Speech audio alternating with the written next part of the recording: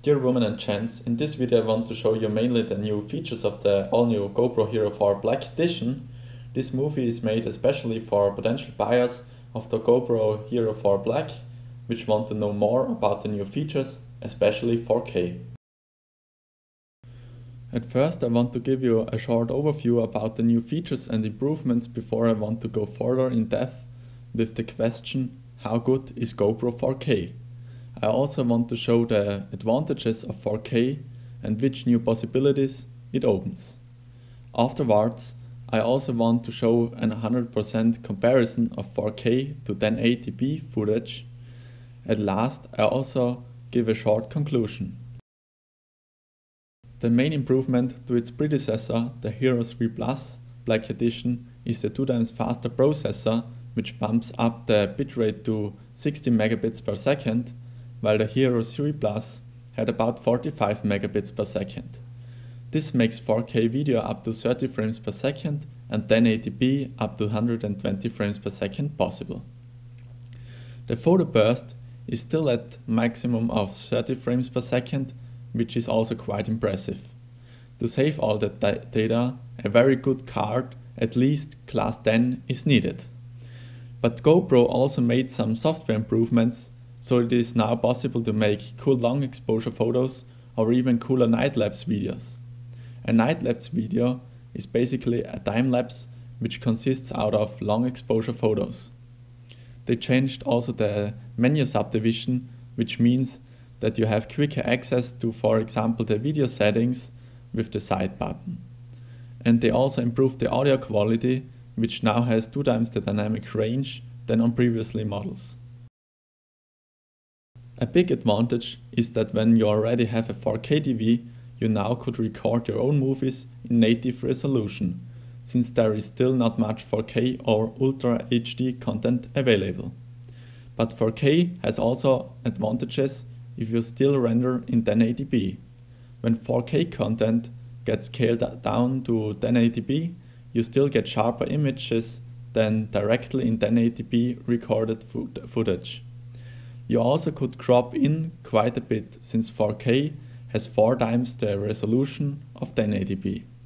Another big advantage is that you could stabilize your footage in post-production with, for example, Final Cut Pro X or Adobe Premiere Pro or Adobe After Effects.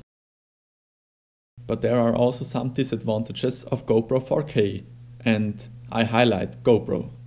I mean 60 megabits per second sounds high, but for 4K it isn't. What I mean is to get 4K video at a bitrate of 60 megabits per second, a high compression is used, which further means that it is not so good for post-production. And also the frame rate on the GoPro is limited to 30 frames per second, which means you are not able to make a slow motion shot. For slow motion and better post-production capabilities, my tip is to step down to 2.7K resolution, because there the cam can shoot up to 50 frames per second. Here you can see some 4K footage compared to 1080p. To see the differences best, watch on a PC with a 1080p monitor and of course a 1080p resolution.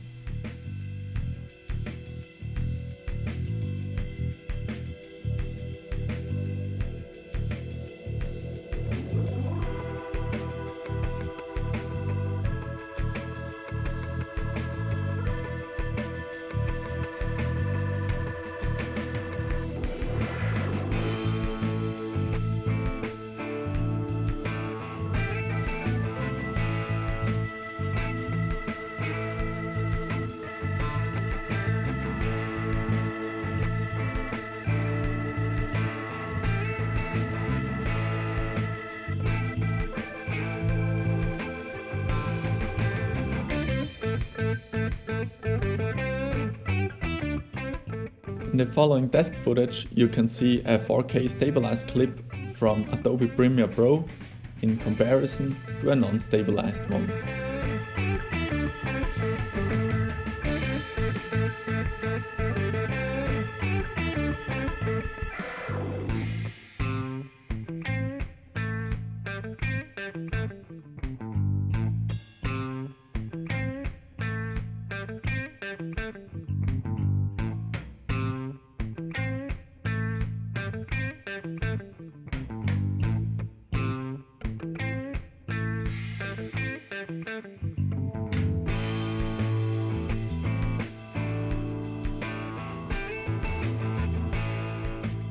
In conclusion, I can say that GoPro has made a serious improvement on its flagship model, which is meant for professionals and semi-pro videographers.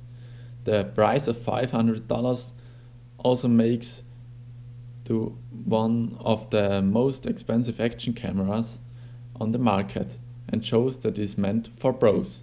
The silver version, on the other hand, is $100 cheaper and also has got an LCD screen on the back, which makes sense for hobby videographers. But in the end, everybody has to make the decision by himself. If you found that video helpful, please subscribe to my channel and like this video. If you have any questions left or want to tell me some tips for improving my videos, please write into the comment section.